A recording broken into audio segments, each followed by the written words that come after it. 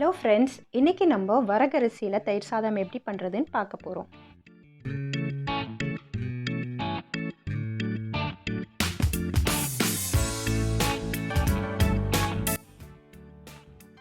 நான் இங்கே 1 கப் வரகரிசி எடுத்திருக்கேன். அதை இப்போ நல்லா வாஷ் பண்ணிவிட்டு ஒரு 3 மணி நேரமாச்சு ஊற வச்சுக்கலாம். எந்த சிறுதானியமாக இருந்தாலும் சமைக்கிறதுக்கு முன்னாடி ஊற வைக்கிறது ரொம்ப அவசியம். 4 to 6 மணி நேரம் ஊற வைக்கிறது ரொம்ப நல்லது.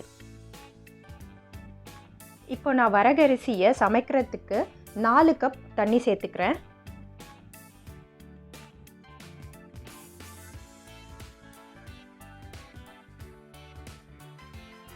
அந்த தண்ணியில் கொஞ்சம் உப்பு சேர்த்துக்கிறேன். தண்ணி கொதிச்சதுக்கப்புறமா ஊற வச்சிருக்க வரகரிசியை சேர்த்துக்கலாம்.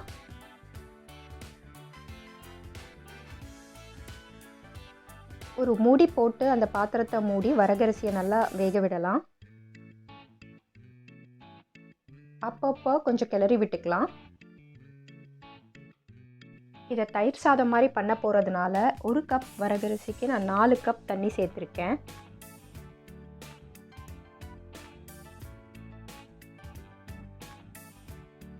இப்போ இந்த வரகரிசி நல்லா வெந்தாச்சு. அதனால் ஸ்டவ் ஆஃப் பண்ணிவிட்டு இதை கொஞ்சம் நேரம் ஆற விடலாம்.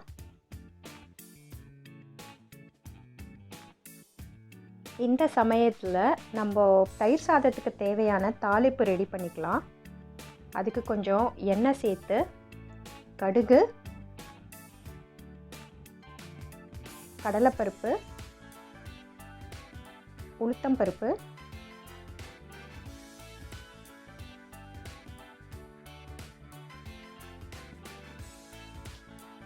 ஒரு காஞ்ச மிளகா, பொடியாக நறுக்குன இஞ்சி, பச்சை மிளகா ஒரு 3 சேர்த்துருக்கேன்.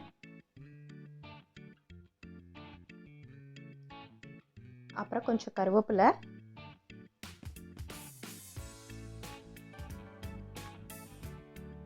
கடைசியாக ஸ்டவ்வை ஆஃப் பண்ணிவிட்டு கொஞ்சம் பெருங்காயம் சேர்த்துக்கலாம்.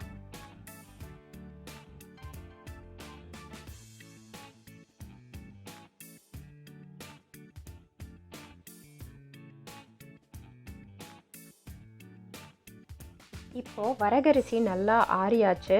அதனால் தயிர் சேர்த்துக்கலாம். தேவைக்கேற்ப உப்பு சேர்த்துக்கலாம்.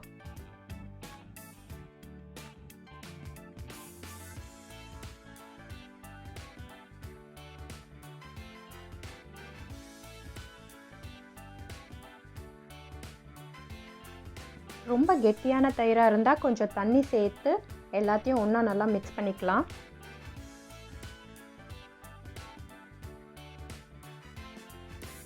குழந்தைங்களை சிறுதானியம் சாப்பிட வைக்கிறதுக்கு இது ஒரு ஈஸியான வழி. நம்ம ஸ்கூலுக்கு லஞ்ச் பாக்ஸில் தயிர் சாதம் கட்டுறப்போ நார்மல் ரைஸ்க்கு பதிலாக இந்த மாதிரி சிறுதானியத்தில் பண்ணி செஞ்சு அனுப்பும்போது அது அவங்களுக்கு ரொம்ப ஹெல்த்தியாக இருக்கும்.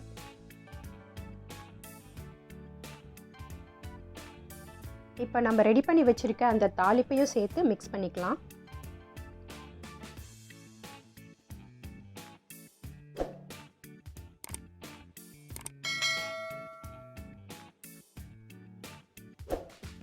இப்போ நம்ம தயிர் சாதம் ரெடி ஆயாச்சு. இந்த வீடியோ உங்களுக்கு பிடிச்சிருந்தா லைக் பண்ணுங்கள், உங்கள் ஃப்ரெண்ட்ஸ் கூட ஷேர் பண்ணுங்கள். அப்புறம் மறக்காமல் நம்ம சேனலுக்கு சப்ஸ்கிரைப் பண்ணுங்கள். மீண்டும் ஒரு நல்ல வீடியோவில் சந்திப்போம். பாய்.